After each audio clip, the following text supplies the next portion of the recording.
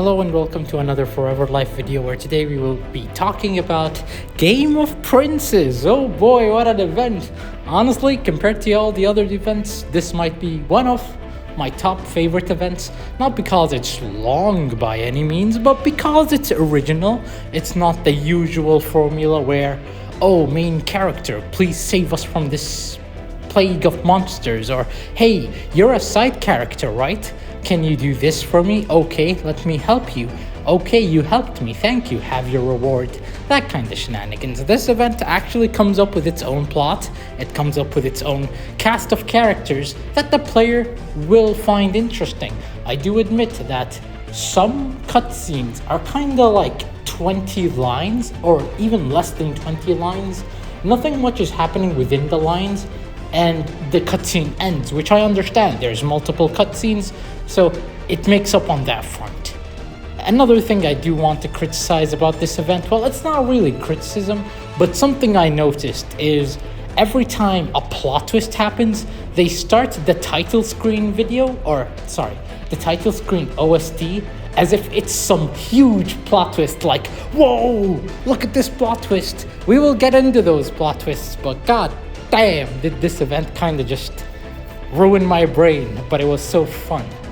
Let's get into it. You know, editing this video, I saw that I accidentally put the plot twist on screen right as I was criticizing the event. So let's replay that cutscene and you'll see what I mean by, whoa, plot twist so mind-blowing, cutscene ends.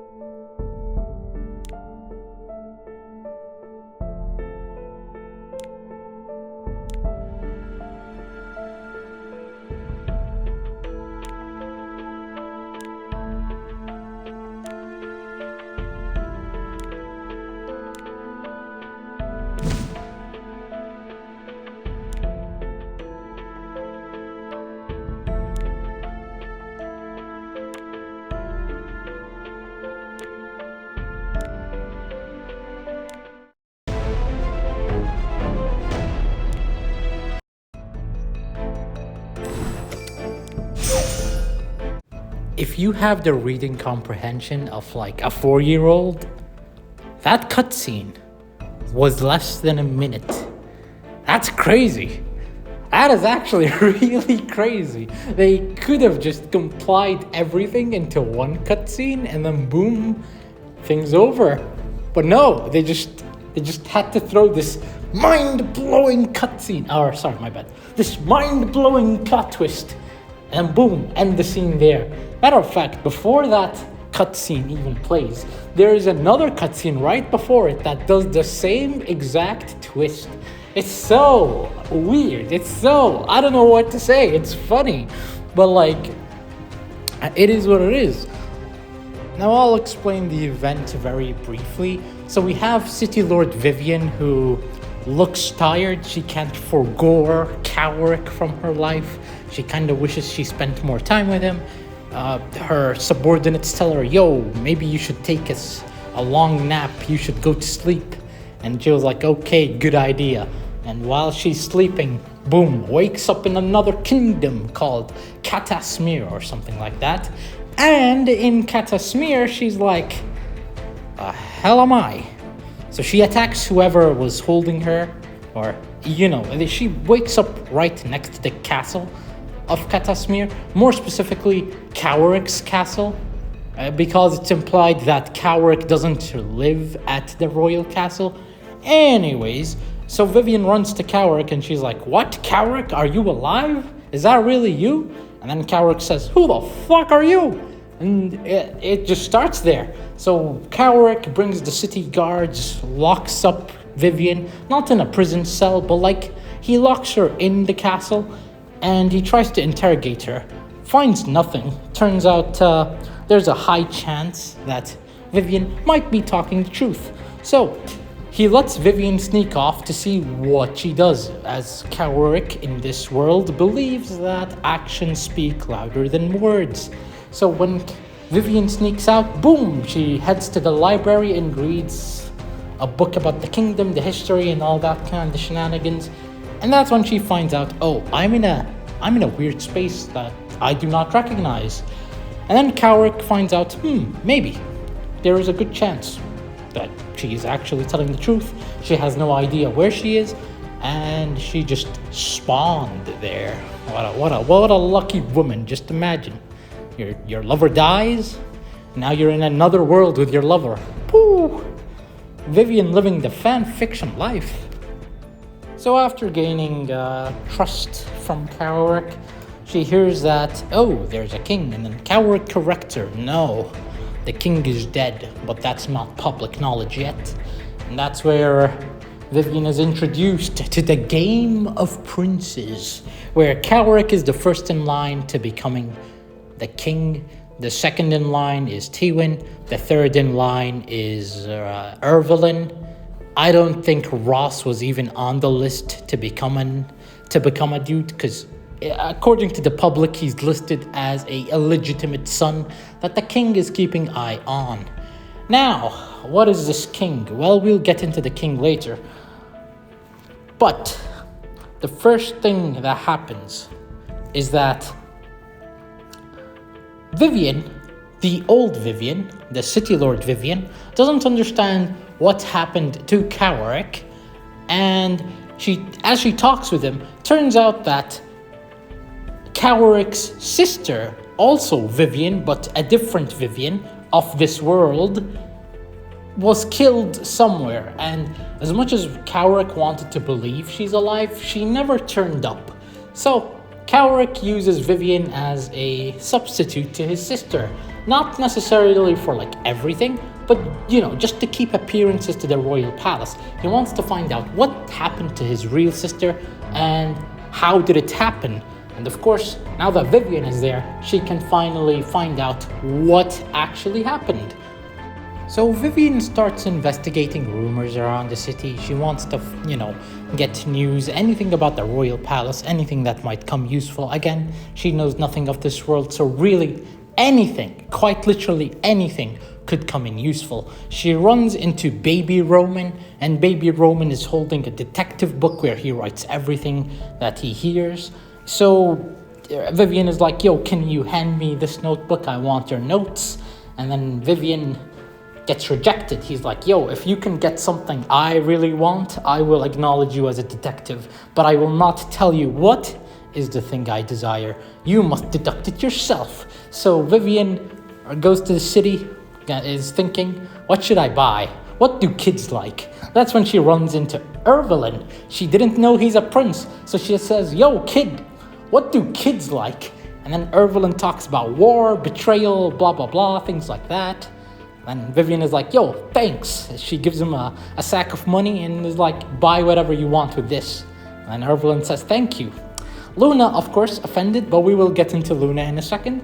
But like, just Vivian treating Ervelyn as a kid, that was just top tier. So Vivian shows up back to the kid and she's like, have this novel. It's too expensive for kids to buy and it's all too good for children, so adults don't want to buy it for children. And then Roman is like, hell yeah, this is the novel that I've been eyeing my entire life. So he gives Vivian his notebook. Vivian sorts out what is fact, what is not fact. And then when she goes to the royal palace, boom, she finds out Ervelyn is a prince. And then she tells Cowric, yo, you didn't tell me this fucking child is a prince. And Cowaric's like, it happened. He's probably gonna use this as a bribing point. Because again, when Vivian met Ervelyn, she didn't know how to act like Cowaric's sister, the actual Princess Vivian. Point is, Vivian proposes, yo, since the secret is out, we might as well confront Ervelyn straight up. So she starts gathering information about Ervelyn. She hears rumors that Luna might be Ervelyn's mother, and that there is no apparent reason for Luna, someone with more wealth, money, and power, to be serving Ervelyn, which is why people thought, hey, is there a chance Luna is Ervelyn's mother? And the other thing is that Ervelyn is the last in succession to become king, So once again, Evelyn, lesser status than Luna, and Luna just supports Evelyn? Question mark? And supposedly, Evelyn promised Luna to get her revenge. Revenge on who? We will get into that very soon. But the point is, just the fact that they are really close together is enough to arouse rumors. Vivian uses that against them. And that's when the amazing fucking plot twist shows up. Look at the screen.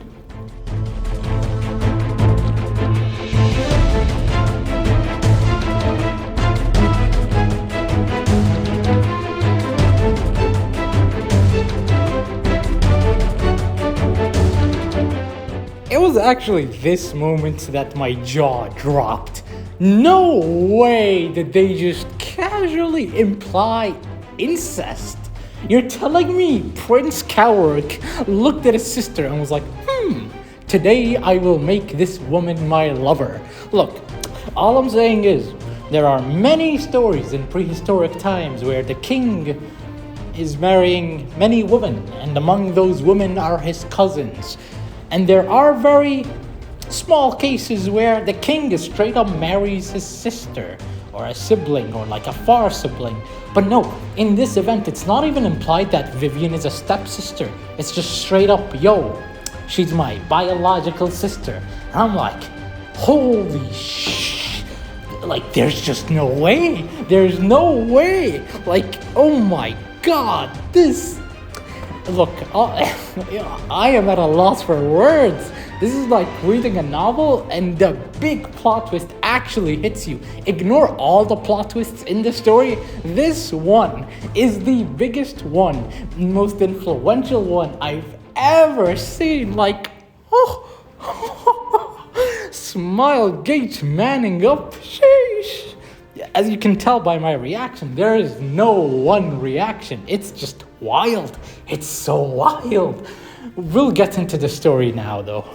So, Vivian confronting Evelyn was met with many twists and turns. Evelyn tells Vivian, yo, betray Cowrick and just leave him alone or else we will bust you. And then the reverse happened. Vivian showed up with Cowrick and Evelyn understood this as, oh, so you reject my offer, huh? And then Vivian shows up with a new offer. She's like, hey, we know that Tenebria might have caused something to your thing, your dragon girl Luna. She's the reason this happened. And apparently this cult that Tenebria is leading, Tywin interfered with that. And, you know, arousing all kinds of suspicions, and Evelyn is with them. So Evelyn decides, hey, if you can win this fight against me, if you can prove you are powerful, we will team up. Otherwise, I have no use of you. So they battle, boom, bada bing, bada boom. We win, of course. If you pick the wrong options, you lose instantly. He just becomes so overpowered, he basically one-shots your Cowrick, and it just is what it is. I really would have liked if they made us battle, like, you know, Vivian and Cowrick against Evelyn and Moonlight Luna. I don't care if they use Ice Luna. Like, even if you pick the wrong choice, I really would have loved it if there was some strategy involved. Like, you cannot afford to make more than one mistake. And if you do make the mistake and win the battle, it returns to the correct flow of events. But of course, that's too complicated for Smilegate. They would never. Anyways, one thing I really liked is the whole clue search thing, where you can review your clues mid-battle, and that right there, already more creativity than any other event we've played so far. Moving along, now that Evelyn is on our side, the party hears that there's a huge swarm of monsters attacking a village or getting really close to a village, and so the party, you know, has a meeting with the Queen, Tywin, and Ross. In this transaction, I say transaction, but it's in this exchange. Oh my god, transaction means exchange. I'm sorry, accounting major is ruining me. Anyways, in this talk, in this meeting, in this gathering, Vivian decides to bring Ross along. Now, Ross is the illegitimate son of the king, quote unquote, and apparently at first when he was found, he was very odd. He would eat food with his hand. He would, do all sorts of things that are not befitting of his status. So he was hid from the public. This makes it so that this is the very first time that Ross leaves the kingdom. And Vivian at first was under the impression that Ross has godly powers. He is strong because the Ross in her world was the heir of the Covenant. A long list of events. And of course, the Ross in this world does in fact have divine power, does in fact have divinity within him, but he is unable to use any of those, at least not in this state, and it's never elaborated why he can't use them. It's just like that, he's just too young for them maybe. Anyways, while fighting with Ross, Vivian tries to extract information about Tenebria. That is when Vivian realizes a group of, not thieves, a group of mercenaries, a group of people are starting to surround Vivian. So Vivian makes Ross run away, and while Ross is running away, Tywin, or at least his hooligans, attack Vivian. Vivian wins against all of them. That is until Tywin himself shows up, which I just want to state that Tywin says a contradiction where he has already seen the future and that everything is predetermined. And that's when Vivian kind of realized, hold on, something's fishy going on here. And, she tried to do the same thing she did with Ervelyn, where she tried to bring him to her side, or Cowrick's side, my bad. And then he hit her with that contradiction in that, he knows the future already and that everything is set in stone, which is why he follows Tenebria this time, quote unquote, this time, implying that this has happened before.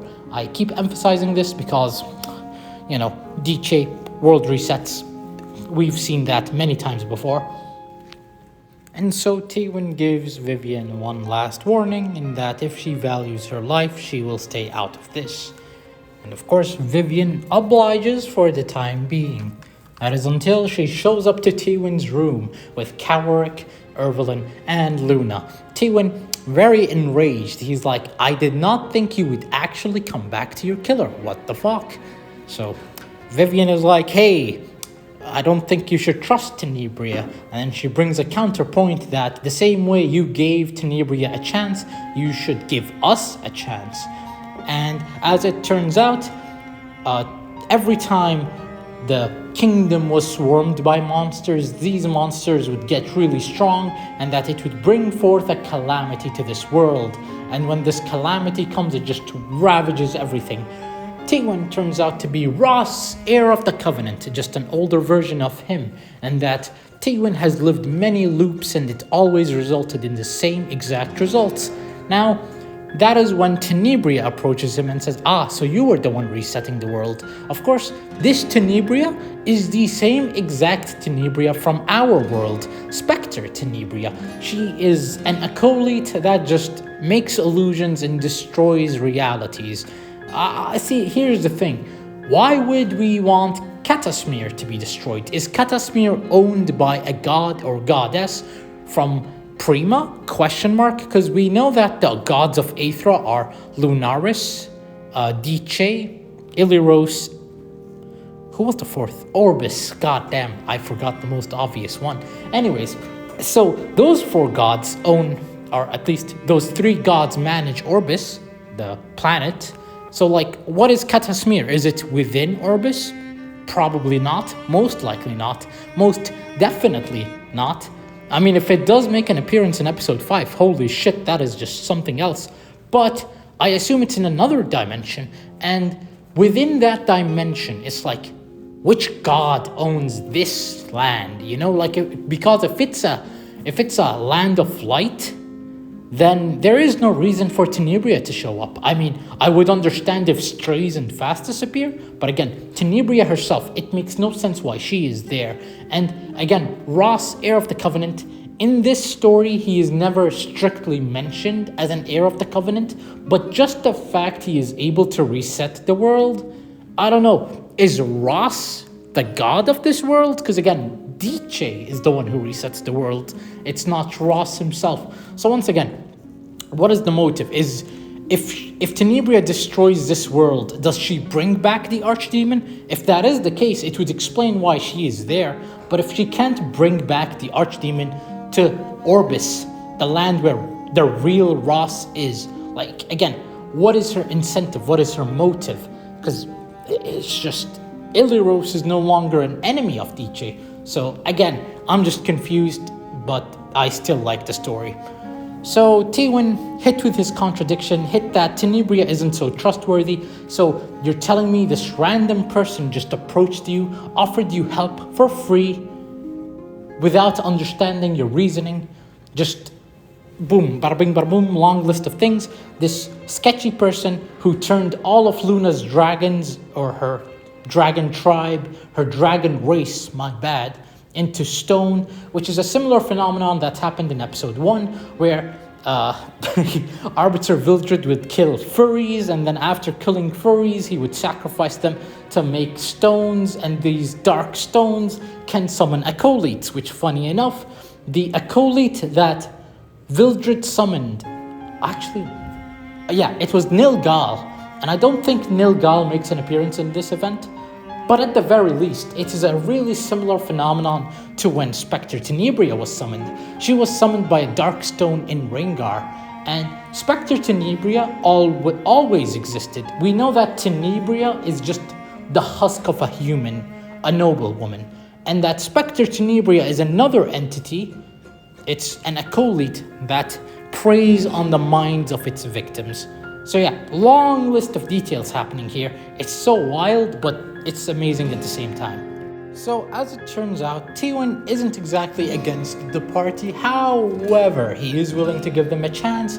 And the party, although they are gathering evidence, although they are gathering clues, they are still pretty clueless, huh? See what I did there?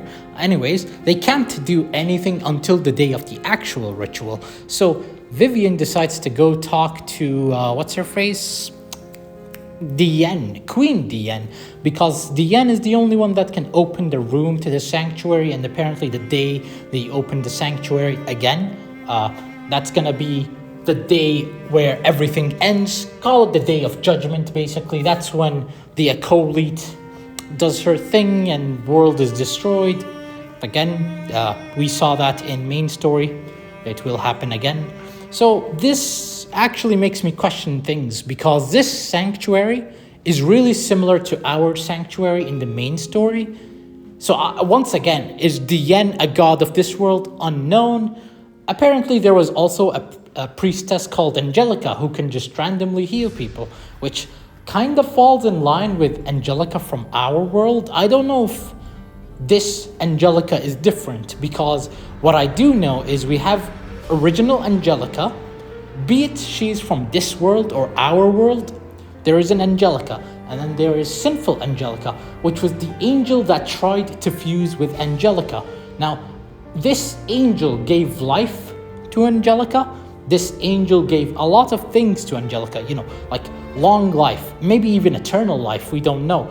But Angelica, after her power-up stopped aging, she is living well. So sinful Angelica tries to fuse with Angelica, but Angelica doesn't want that for some reason. So after banishing sinful Angelica, she becomes Angel of Light Angelica, which makes me wonder, is Angel of Light Angelica the same angel that healed the young girl Angelica? Like, did sinful Angelica just randomly go from this dark entity into this entity of light? Again, the Angel of Light lore is not explored much, which I really would love to see it explored, because I was under the impression that, she went to the moonlight world of Sage Ball, and then it turns out, no, Sage Ball is in our world, or it's the reverse.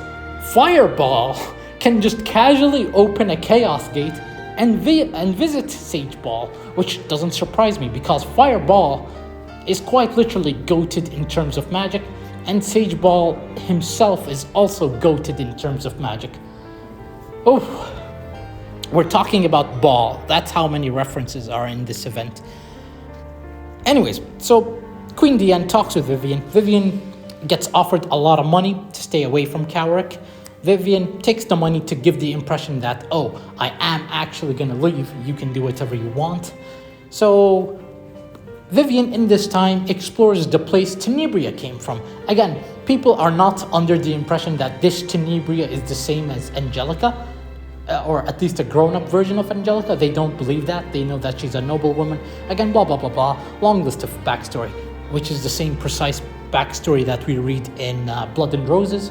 Anyways, so Vivian discovers that these mana stones are made by sacrificing dragons, and that whatever Tenebria is plotting is not good. So once Vivian is able to gather enough information that Tenebria is actually on the side of enemies, and that since her appearance, monsters have been getting stronger, and that these stones are supercharged with dark power, and that these stones can summon an acolyte, much worse, an archdemon, that is when they decide to take this clue and show it to Tywin. Of course, they're not going to show it to Tywin immediately, because if they show it before, a long list of problems happen. But again, they save everything for the day the sanctuary is actually opened. So on the day the sanctuary is opened is when people discover that Tenebria plans to sacrifice Ross, killing him, spilling his blood, and after she splits his blood, a gate will open and bring forth another god, or a new god, ? Illyros? Maybe. Archdemon? Maybe. Fastus? Maybe. We really have no idea. But what it turns out is it's the same phenomenon as strays. You bring Comet's eyes, except where are the Comet's eyes? You align it at the Comet's gaze, which is where Fastus originally wanted to appear. And then after you get the Comet's gaze at the sanctuary, bada bing bada boom, you spill divine blood there. And when you spill divine blood, the Comet's gaze will open a portal for a dark god to appear. Yeehaw! Except in this story, it turns out that Tenebria wanted to absorb that power. So, acolyte Tenebria, if she succeeded in pulling off this plan, then it would have been GG well played right there. And of course that never happens, because why would the main characters lose? That doesn't make sense, right? I honestly wouldn't mind if this world got destroyed, because again, it's not a part of our main world. But anyways, why am I saying this? Listen, it's a fun story. It's flexible, which is why I'm speculating, or saying the things that I am saying. I think we're over with the recap. I mean, see, the thing is, after Ross gets his divine powers in the sanctuary, Diane dies, good, because she deserves to stay dead in this world.